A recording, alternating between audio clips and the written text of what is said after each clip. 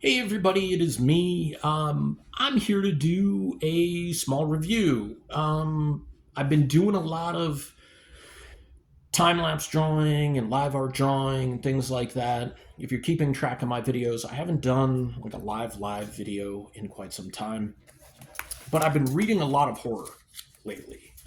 Epitaphs of the Abyss from EC, the imprint that was purchased by Oni, and they have two stories or two books out: Cruel Universe and Epitaphs of the Abyss. Each are 3 issues long. They're both anthology stories. Cruel Universe is your sci fi side of things. Epitaphs of the Abyss is maybe what you might consider your more traditional horror stories, although they're with a very modern and very dark flair. Some of them can be pretty violent and vulgar. So if that's not your thing, you're definitely not going to want to read any of these books. That being said, I'm going to review Devour, the one-shot spin-off based on a fake ad that was in It Came From Hyde Street. It Came From Hyde Street is an ongoing story with artwork by Ivan Reis and written by Jeff Johns from Image Comics. Issue 1 came out last month. Issue 2 is not due out until the end of November, so probably maybe a week or so away from when you're going to watch this video. Devour was a really great commentary on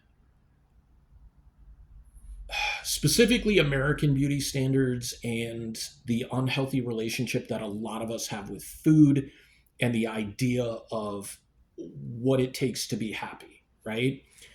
So I'm just going to say this now. If you are somebody who has maybe an eating disorder, you struggle with your relationship with food, you struggle with weight loss, you struggle with your self image based on the standards that we see in society, this may not be the book for you. There's probably some things in here that are going to be pretty upsetting, and I can definitely see that. Um,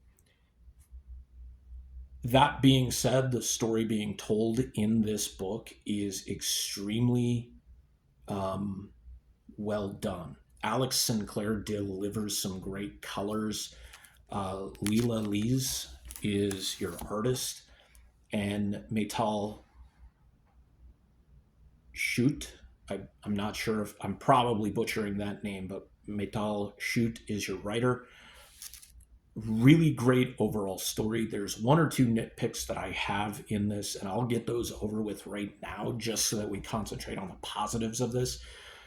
Some of the artwork really misses here. There's a couple of scenes where the main character is she's a school teacher, but she's like preschool or kindergarten teacher, so the kids are really young, and some of the artwork with the kids is off.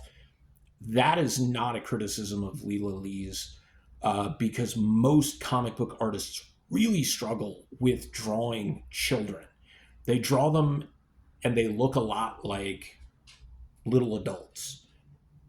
You have more of a mature face just with a round head, and the bodies are just kind of shrunk down a little bit.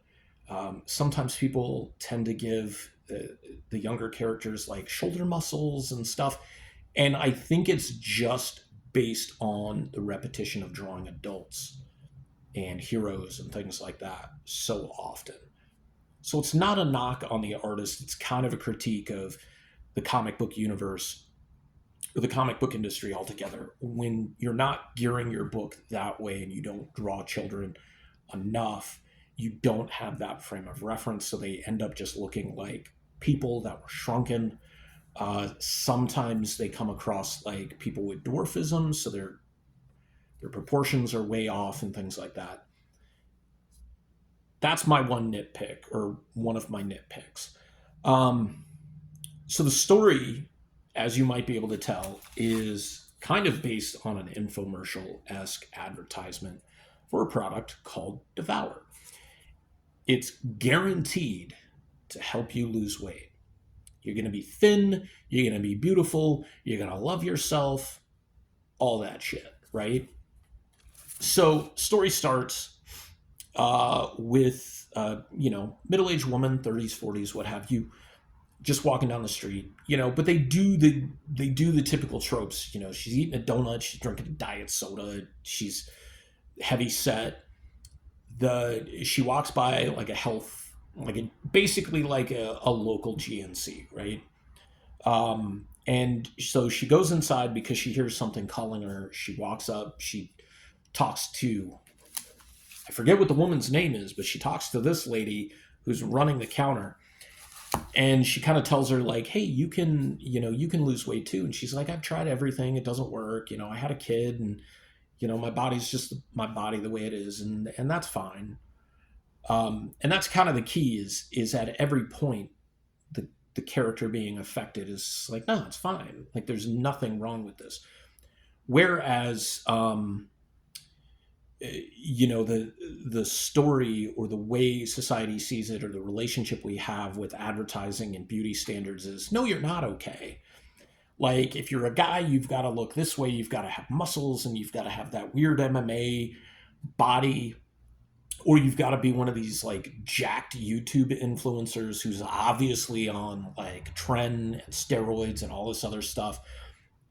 And if you're a woman, a few years ago it was like you had to be weirdly thin, uncomfortably thin, like in the late 80s and the early 90s. And then those standards started to change. And now there's the standard of like, you've got to have like the Brazilian butt lift and like the big poofy lips, and, you know, filler and all these things. And you got to have Botox because you can't have wrinkles. God, you can't have wrinkles. Like, aging gracefully is a myth, and we got to have 5-hour beauty routines every day of the week. And on Sundays, or like on the weekends, the days you don't work, man, you should be taking care of yourself 100%.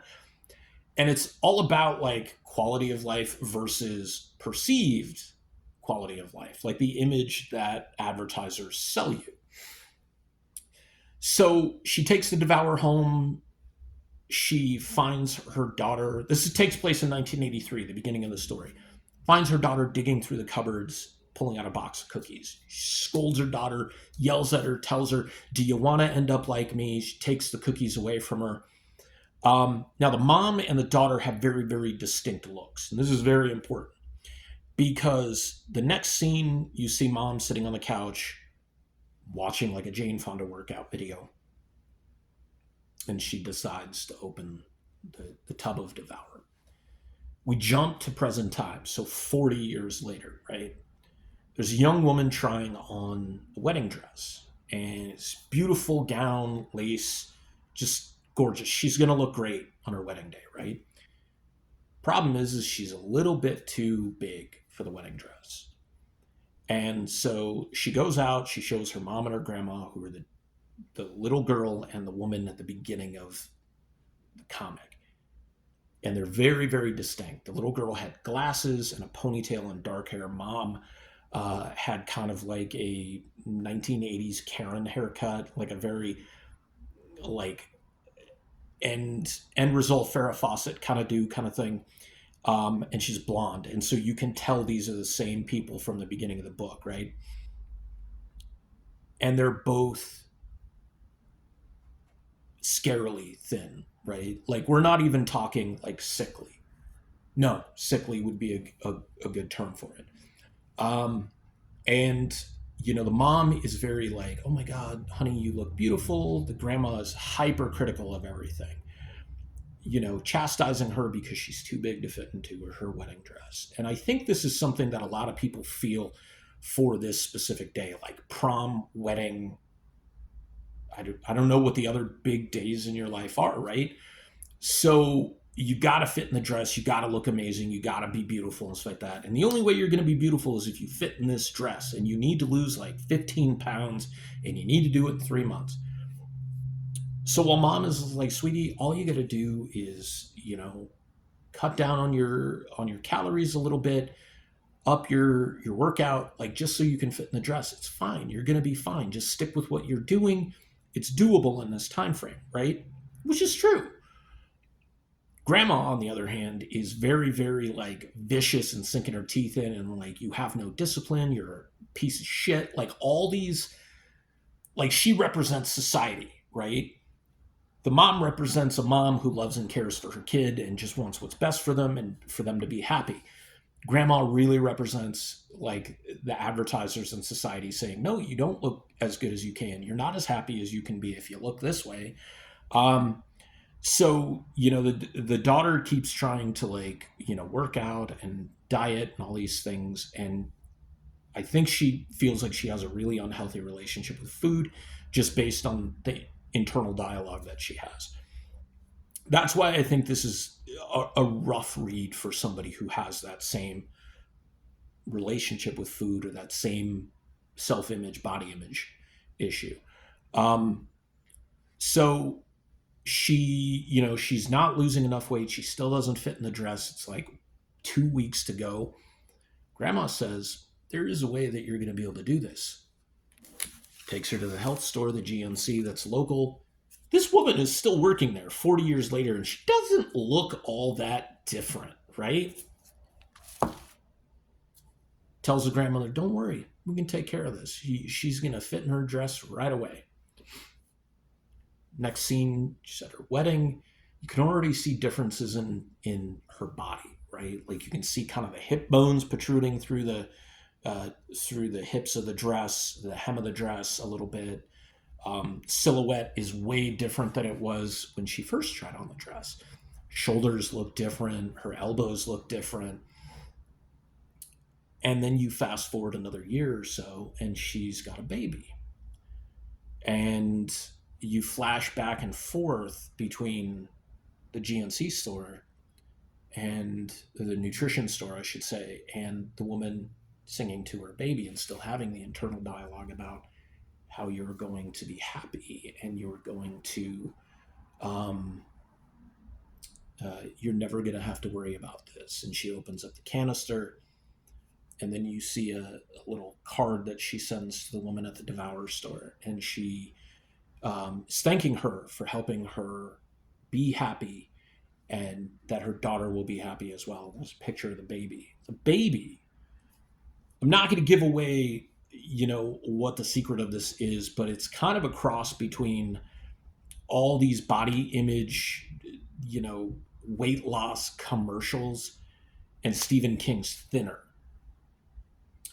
So if you've read that book, I haven't. I saw the movie, but it's just about this weird relationship I think that we all have with food and that we struggle with body image. I don't think there's a single human being that's grown up in specifically the United States that hasn't had some sort of body image issue. You need to be taller, you need to be shorter, you need to be thinner, you need to be more muscular. You need to just eat less. You might look fine. You might look at yourself in the mirror and you are in great shape or whatever, but like, you're still being fed all these different lines about like where you need to be. And really the only things that matter is how you feel about yourself, your healthy relationship with food, and that like all your vital numbers are good. Your cholesterol's not too high, your blood pressure's within normal range, your glucose and your blood sugar within those normal ranges. Like, these are things that are important, right? Like, number on the scale isn't necessarily that important. The BMI isn't necessarily that important, but how you see yourself is super important. And those are things that I've been struggling with for a good portion of my life. So this Devour is something that in a way hits home. It's not the same self-image or body image issues, of course, but it definitely is one of those things. I believe there's only 3 covers for this. There was not like a B cover for this book. There's the 1 in 10, which is the main character, not this woman, the main character, the bride to be, on a scale with a big like shadow behind her that's like very, not even gaunt, like emaciated. You can see the ribs and the hip bones and everything in the shadow behind her, and that's the 1 in 10. And then there's the 1 in 20, which is, I really like a lot. It's this same image recolored, And that's why, like, the colorist in my mind is kind of like your drummer in a band. You've got your writer, that's your front man, that's your singer. You've got your penciler, that's your guitarist or your lead guitarist, right? You've got your colorist, that is your drummer. And then you have got your unsung hero, the inker, and that is your bassist. Can also be your letterer as well. I'd say your rhythm guitarist could also be your letterer. These two unsung heroes in your storytelling allegories and stuff. Anyways, I would say as long as this is not going to harm you when you read it, this is a really good read. I also recommend It Happened on Hyde Street, which only has one issue out now, but there will be another issue coming out at the end of November. This is a one shot, so I'm guessing it'll probably reprint as well because uh, the local comic shop, Tony Wolf at Space Monkey Comics here in Tucson, said he was hearing a lot of really good things from people about Devour. Um, it Happened on Hyde Street. I give a thumbs up. Devour, I give a thumbs up. So if you're looking for good horror, Devour and It Happened on Hyde Street. Not to mention the new EC books, especially if you're into sci-fi. Not my thing, but I enjoyed issue one for what it was, and then Epitaphs from the Abyss. Great, more classic, modern horror, I should say, or like semi-slashers, semi-relevant to everyday society. And I think horror is just a reflection of who we are as people and as a society and what we will let ourselves devolve into. So until my next video, whether it be a time-lapse drawing, a live regular time drawing, or another video like this, I hope you guys are taking care of yourselves, be good to each other, and hoping everything goes well for you. Thanks.